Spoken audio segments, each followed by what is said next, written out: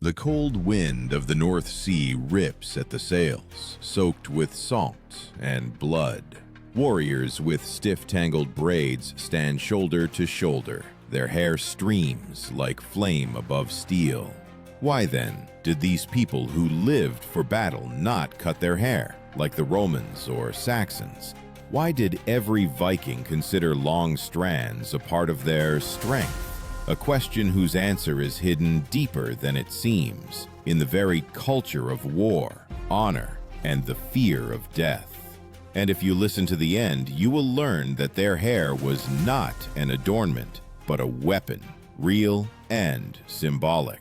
The first written mentions of long-haired Scandinavians date back to the records of the Anglo-Saxon chronicles of the 9th century. English monks describing the Northerners described them as people with the manes of beasts. Archaeologists found combs made of bone, carved scissors, and even bronze mirrors in every second warrior burial. This was not a coincidence. Hair care was part of their ritual of strength. Ancient Scandinavians called long-haired warriors by the word skegging, which meant bearded or hairy. But behind this lay more than just appearance. In their understanding, hair was the vessel of hugr, the spirit, the inner power of a person. To lose one's hair meant to lose a part of one's soul. Imagine the smell of blood, mixed with grease and the smoke of bonfires. Warriors, smeared with soot, comb their braids before a campaign. Their hair absorbs smoke, salt, and sweat. Traces of victories that cannot be washed away. When skalds sang of heroes, they mentioned the sheen of their braids as often as the gleam of swords. According to the sagas, especially in the saga of Njal, an insult related to hair was considered a humiliation for which blood was demanded. If an enemy grabbed a Viking by the hair, it was not just a physical act, but an assault on his honor.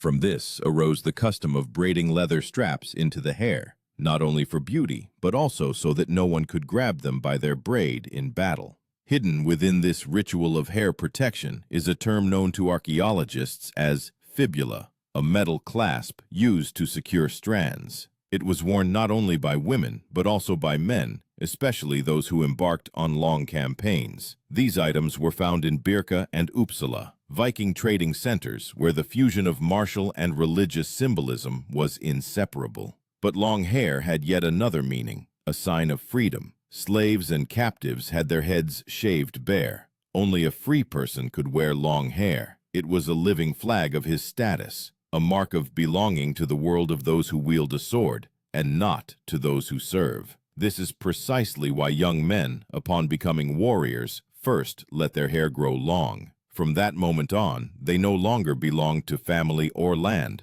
only to the sword and the sea. Yet a question remained. If hair was a symbol of honor, why did some kings themselves order their retainers to shave it off? What compelled them to break a tradition that had been considered sacred for centuries? The answer to this lies hidden in the changing essence of Viking warfare itself. When the image of the wild beast began to give way to that of a disciplined fighter, and hair became not merely an adornment, but a marker of power and fear.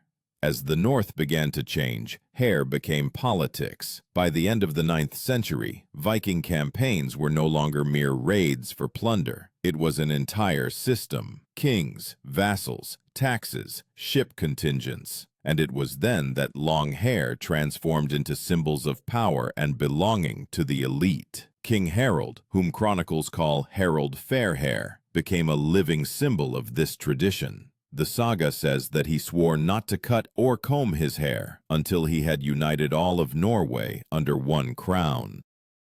And only after the final victory did he wash his head in sacred water and cut a lock, an act not of vanity, but of sacrifice to the gods and the land itself. Thus was born one of the era's strangest and most powerful vows, the hair oath. Warriors who took it called themselves free men of the sword. They were not permitted to cut their hair until they had completed their campaign or avenged a fallen brother. It was believed that hair absorbed anger and pain, becoming a reminder of duty. This was a vow that could not be broken without losing honor. In this ritual, a special term was used, seidr, meaning a connection between body and spirit through physical objects. Hair was considered a channel for this power, a thread between man and the gods. Shamans, who were called völur, often used strands of hair in divination rituals. They burned them as a sacrifice to Odin to learn a warrior's fate. Archaeological findings confirm this. In burials beneath Uppsala and Birka, hearths with charred hair were discovered, carefully placed next to weapons.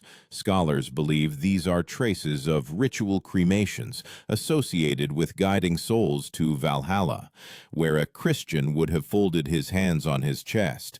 A Scandinavian went to his death with a braid bound with leather, as a symbol of loyalty and strength.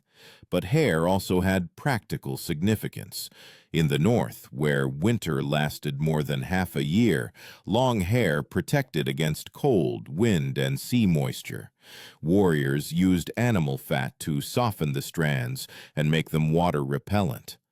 English chroniclers of the 9th century wrote that their hair shines as if greased with oil, and this smell can be detected from a mile away.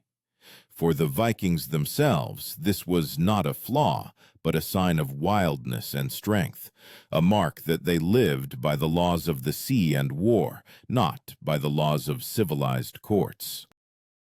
When Scandinavian retinues began to settle in Britain and Francia, a clash of cultures became inevitable. Local warriors wore short haircuts, a symbol of discipline and submission. Vikings, however, considered short hair a sign of weakness. According to descriptions by Frankish chroniclers, warriors from the north laughed at the shorn ones, considering them slaves. Hair was a visible marker of who you were, a free man, ready to die for your name, or a soldier, obligated to obey orders. However, not all northerners adhered to the old vows. When Vikings began to serve in mercenary armies for Christian kings, they had to obey new rules. In Denmark, during the time of King Sweyn Forkbeard, there were already directives requiring retainers to cut their hair shorter so as not to interfere in formation. In battle, a long braid could become a trap. An enemy could grab it and yank the head back. Therefore, military leaders began to limit hair length, especially for foot soldiers.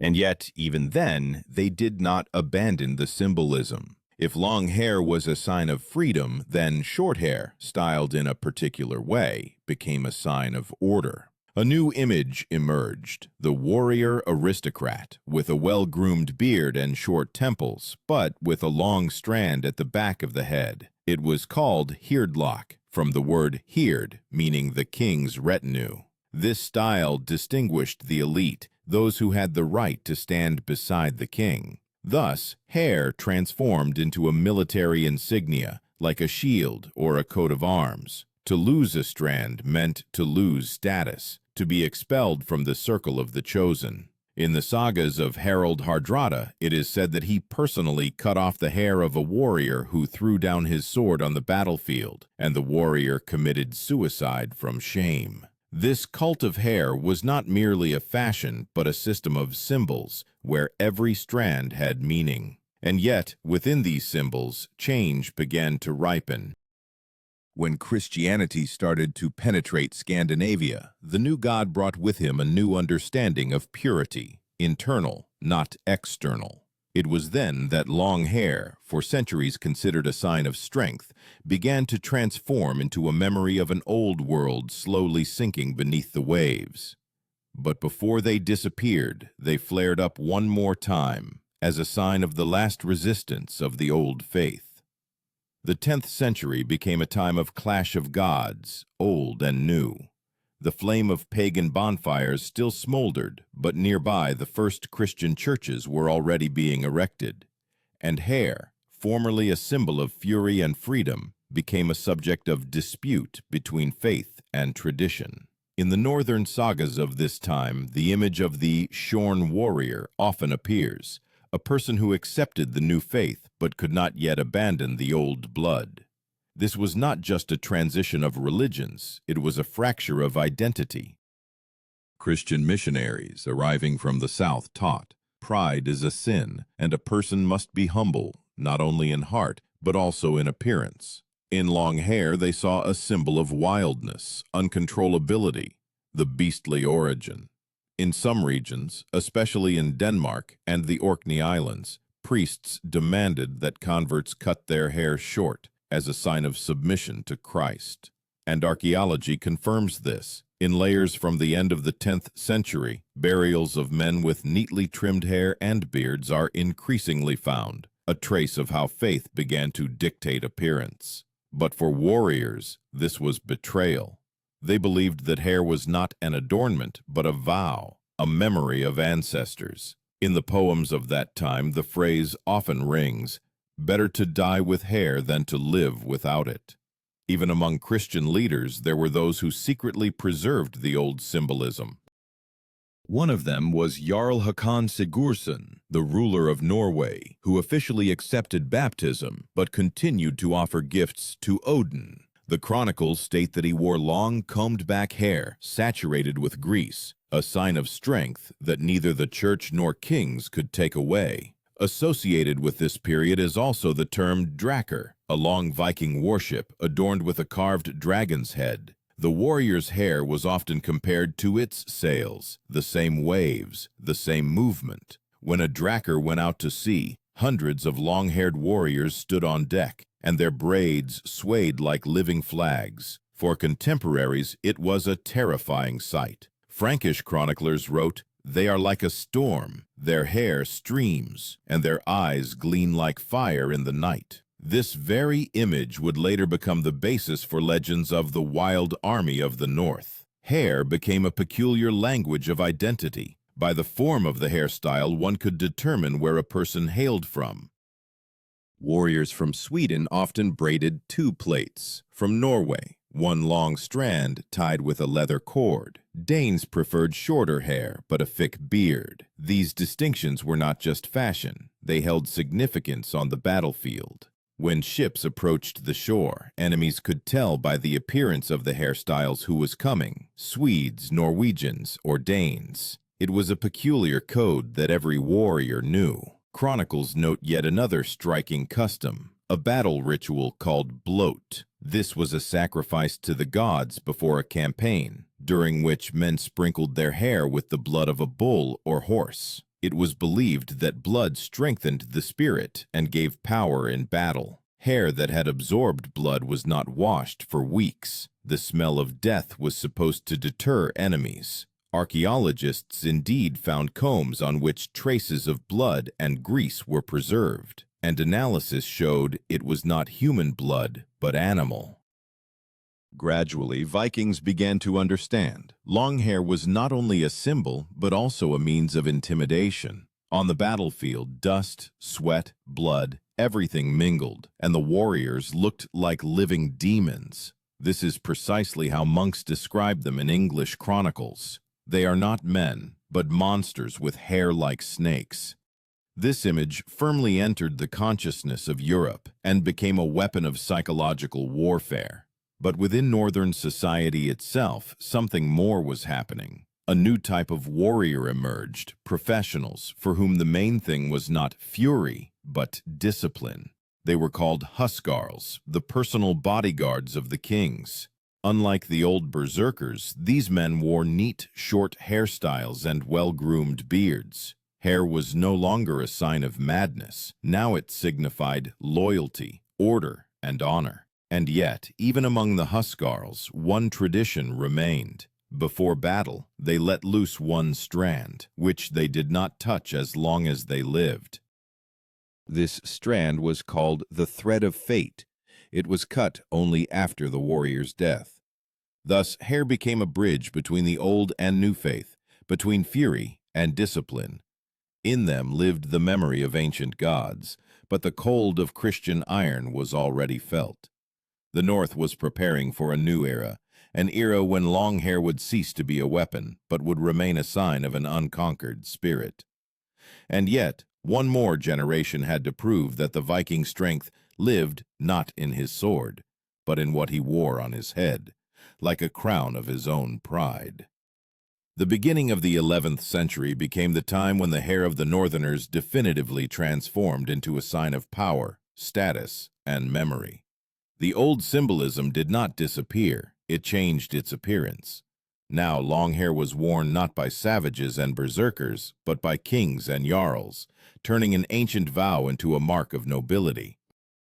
It was at this time that descriptions emerged of kings and noble warriors beginning to braid their hair into intricate patterns, weaving in silver threads, feathers, and amulets. Archaeologists found ornaments in Gotland burials that were previously thought to be female, but are now linked to male hairstyles. Hair became a canvas on which the history of the lineage was written. The historian Adam of Bremen wrote about Vikings who arrived in Germany. They are well groomed. Their hair is washed and fragrant, as if with myrrh. This contrast was striking. Those who were recently feared as savages, now astonished with their cleanliness and neatness. But behind this outward change lay the same ancient cult of strength. In the northern sagas, it was said that a man was obliged to be neat and fearsome at the same time. Hair became a way to command respect, not for wildness, but for dignity. At this time, a new term appeared, drotin, meaning lord, head of the retinue. His hair was considered sacred because, according to the warrior's belief, Lod flowed through it, the grace, the ruler's energy, binding people together. A king who cut his hair lost the symbolic right to lead an army. Therefore, when Olaf the Saint accepted baptism, he retained his long hair. This caused disputes among priests, but strengthened his power among the people. The chronicles note that Olaf's retainers wore shoulder-length hair, carefully combed it before battle, and greased it with fat. This was a ritual of concentration, a reminder of old times. According to archaeologists' observations, combs found in 11th century layers become increasingly elegant, crafted from bone, amber, and silver. This indicates that hair care became an element of culture, not just superstition. But among common warriors, the cult of hair still lived its own harsher life. When a ship set out on a raid, men took an oath not to cut their hair until they returned home with plunder. This vow was called the Holy Braid. Its violation was considered not just weakness, but a crime against the entire retinue. There is a known case where a warrior who cut his hair due to heat on the journey was thrown overboard, not out of cruelty, but out of fear of a curse. The symbolism of hair also manifested in burial rituals. When a jarl died, his wife or a female slave was forced to cut a strand of hair and place it in the grave. This was the last connection between the living and the dead. The saga of Gisli describes how the hero's widow, before burning her husband's body, cut off her own braid and threw it into the fire with the words, "May my spirit follow his strength." Scientists researching burials of that period indeed found women's hair in urns with warriors' ashes, direct confirmation of this custom. In cities where Vikings began to mingle with the peoples of Europe, hair became a sign of origin. Scandinavians were distinguished by it, like a passport. In 11th century London, where mercenaries from the north settled, they were dubbed long-haired northerners. Local residents even coined a saying, "If you see a man with hair like a flax field, do not argue with him. He is from the sea." Hair became a metaphor for the strength and fear that the descendants of Vikings still evoked. Over time, the image of the long-haired northerner began to enter legends. Skalds told that every hair on a warrior's head was a thread of fate, woven by the Norns, goddesses of destiny. From this arose the custom of not combing one's hair before battle, so as not to tangle fate. Some modern scholars see in this a reflection of ancient totemism. Hair was perceived as an extension of the soul. However, with the growth of Christian power, attitudes towards it began to change. New monasteries taught Scandinavians humility and neatness, and long hair was increasingly associated with pride. At the Council of Lund at the end of the 11th century, bishops directly condemned the warrior's habit of wearing shoulder-length hair. They demanded short haircuts in the name of purity and order. But the more the church forbade, the more fiercely the Northerners clung to their ancient symbolism. Hair became a form of resistance, a quiet defiance. When missionaries cut the hair of young warriors, they secretly let the strands grow again. And even among priests, there were those who secretly continued to believe in their power. An Icelandic chronicle preserves a record. The old monk, before dying, said, "Do not touch the hair until the spirit leaves the body, for memory lives there." This phrase, perhaps, best reflects the Northerners' attitude towards hair in that era, not as an adornment, but as a living part of the person himself. And yet, a new sun was already rising over Scandinavia. Old beliefs faded, berserkers disappeared, and psalms replaced the songs of skalds. But hair, these silent witnesses of change, preserved what neither sword nor cross could destroy: the belief that a person's strength begins not with weapons, but with what they carry upon themselves as a banner. By the mid-11th century, the Viking world was no longer what their ancestors had known. Trade replaced plunder, Christian churches supplanted Odin's shrines, and it seemed that the Old North was fading. But it was then that the long hair of the Vikings acquired new meaning. It became a symbol of the memory of freedom. Warriors who still remembered the ancient vows wore them not for fashion and not for the gods, but so as not to forget who they were. The chronicles of that time tell of an army assembled by King Canute the Great, the very one who ruled not only Denmark and Norway, but also England. His retinue consisted of the best warriors of the north, and almost all of them wore long hair, despite the priest's commands. English monks wrote with condemnation. They keep their hair long like lions and pride themselves on it as a weapon. And this was no exaggeration. Hair still remained a sign of belonging to the warrior brotherhood, a reminder that their world was built not on prayer, but on swords. A special role was played by the huskarls, the king's personal guard. Unlike ordinary soldiers, they preserved elements of old symbolism, braiding one strand at the back of the head and tying it with a silver thread. This strand was called konungshár, the king's hair. It was believed that as long as it was intact, the warrior was bound by an oath of loyalty to the ruler. Archaeologists found silver ribbons with engraved runes that could have been used precisely for this ritual. It was an invisible thread between the ancient pagan world and the new monarchy. But not everyone accepted this new discipline. In the northern lands, on the outskirts of Norway and Iceland, there still lived people who called themselves old believers of the sword. They rejected the church and kings, but sacredly preserved old traditions, including the cult of hair.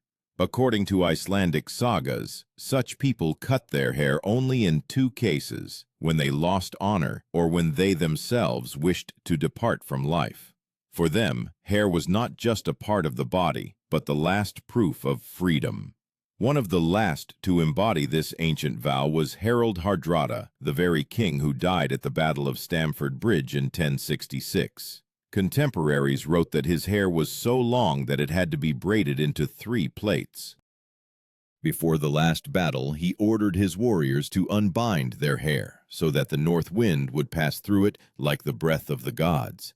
When he fell, his body was identified precisely by his hair, woven with a golden ribbon, a symbol that even death cannot deprive a person of strength if they keep their oath. The term used then to denote long-haired warriors was langhar, from Old Norse for long-haired. It already sounded almost like a nickname from a bygone era. In the songs of the skalds, the langhars were mentioned as the last children of the sea.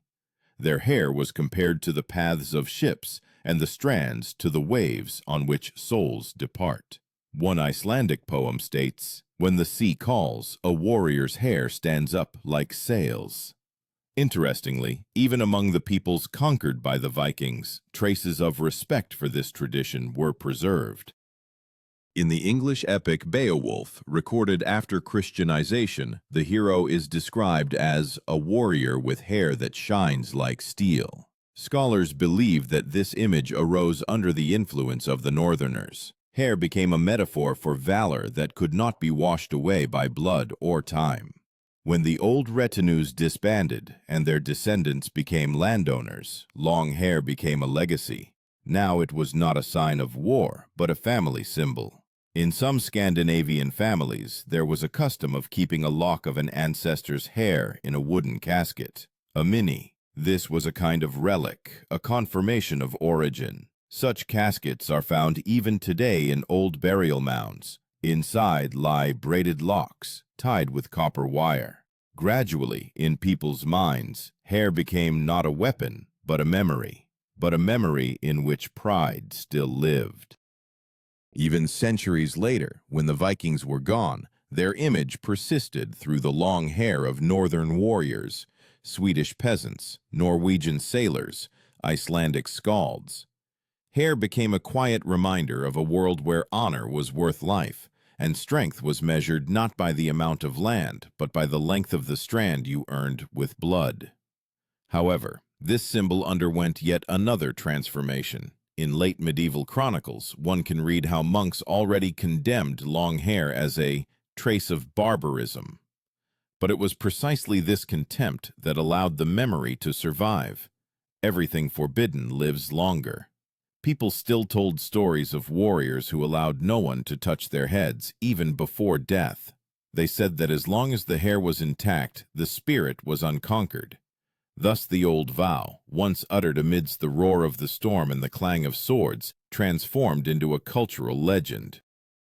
Hair became the last bridge between epochs, between the sea and the cross, between freedom and law. And although the world changed, its meaning remained the same. The Viking's strength does not die. It merely hides beneath the skin like a memory braided into a plate. When the northern storms subsided and the swords had long rusted, the legend of the long-haired warriors did not disappear. It survived centuries, changing along with those who remembered the taste of salt and iron. For the descendants of Vikings, hair became not merely an adornment, but a symbol that a person should not bow their head to either gods or fear. Even in the 13th century, when Scandinavia already lived by the laws of the church, sagas continued to say, "A warrior's fate sleeps in his hair." Archaeologists researching ancient burials found remnants of combs, scissors, amulets, items that accompanied northerners from birth to death. In them lived the memory of a time when every touch to hair was a ritual. Scholars believe that long hair helped the Vikings not only stay warm, but also survive in another sense, as a people capable of remembering their past. For as long as you remember who you are alive. Historians debate why exactly hair became sacred to them. Some speak of practicality, others of symbolism, but the truth is likely somewhere in between. A Viking's hair was like his sword, a part of his body, a part of his honor, a part of his soul. To lose it meant to lose oneself. And when in Christian Europe a short haircut became a symbol of humility, the long hair of the Northerners reminded them that there was another strength, the strength of inner freedom. It requires no altars, needs no blessing. It lives within a person, like the breath of the sea in their chest. Today, 1,000 years later, the image of the Viking with long hair still lives on, in films, in books, in our collective memory. But behind this image stands more than just appearance. It is a challenge. It is a memory of a time when a person did not ask permission to be themselves. And now, knowing why Vikings wore long hair, ask yourself, if strength is not a sword, but the spirit living within, then what today is your braid, your sign of freedom, which you will never allow to be cut?